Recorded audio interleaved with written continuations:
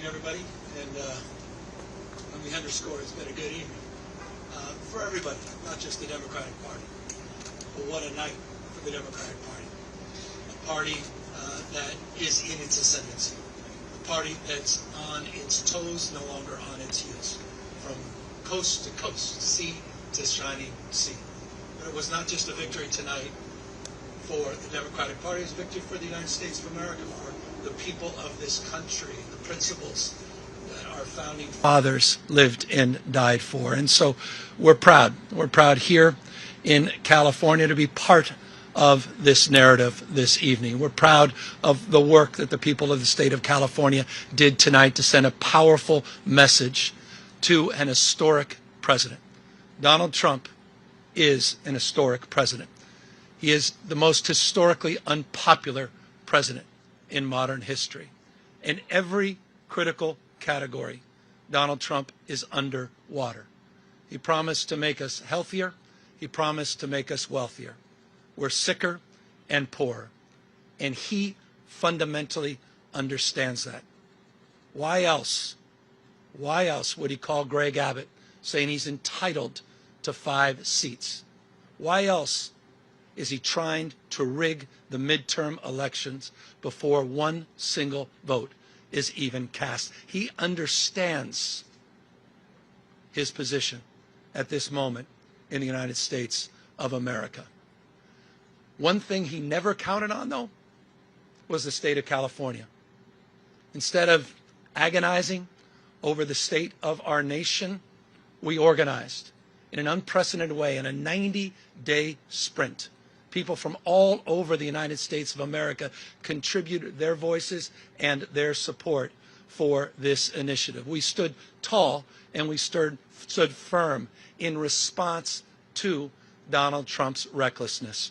And tonight, after poking the bear, this bear roared with an unprecedented turnout in a special election with an extraordinary result.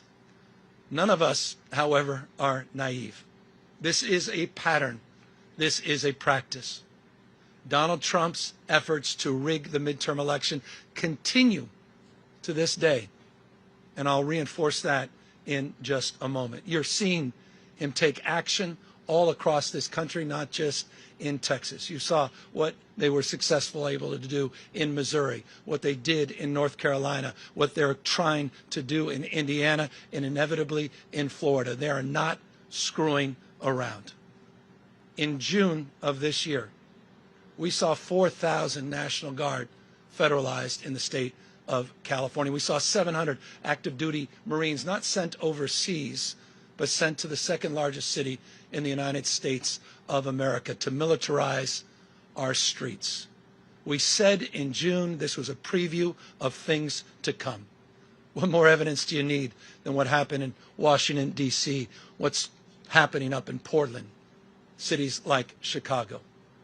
When we kicked off this campaign just 90 or so days ago in Little Tokyo, in Southern California, in L.A., at the Democracy Center, Donald Trump sent Greg Bovino.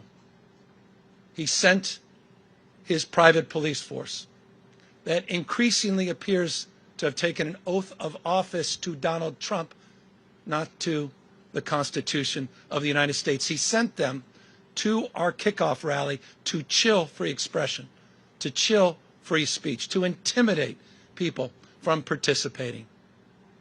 Just today, in Los Angeles, Donald Trump called up the Border Patrol, sent them to Dodger Stadium, and threw a fastball at free speech, right at the head, free expression, to suppress the vote in America's second largest city. Just did that today. People in tactical gears sent out to intimidate a community that is already on edge. But you see, as we speak, people are still in line. People waiting up 3 hours to cast their vote, to send a message to Donald Trump. No crowns, no thrones, no kings. That's what this victory represents. It's a victory for the people of the state of California and the United States of America. And this is a victory that's punctuated with a sober reminder that it's not just the actions that Donald Trump has taken to federalize our guard, to begin the process of militarizing American cities, to intimidate free expression and speech by utilizing ICE and Border Patrol in American cities. But he also announced today, right when polls were opening, that this election was rigged. That this election was rigged. Of course, those are familiar words. It's exactly what Donald Trump said after January 6th, that day of love, where he tried to light democracy on fire. He tried to wreck this country, and he called in to the Secretary of State in Georgia, calling up for 11,000, 12,000 votes, just like he called Greg Abbott, saying he's entitled to those 5 seats. He said this election was rigged, and he's moving to look for criminal prosecution and investigations at the Department of Justice. He is not screwing around. So tonight, I'm proud, but I'm very mindful and sober of the moment we are living in. Donald Trump does not believe in fair and free elections. Period and full stop. This is not complicated, and it's self-evident to anyone paying attention. You start to stack up all of these actions that continue to this moment and will continue in moments to come. If you think I'm exaggerating, consider his announcement just a few weeks ago to send rapid response teams all across the United States, in all 50 states, tens of thousands of members of the military prepared for urban deployment. A preview of things to come. But back to this state.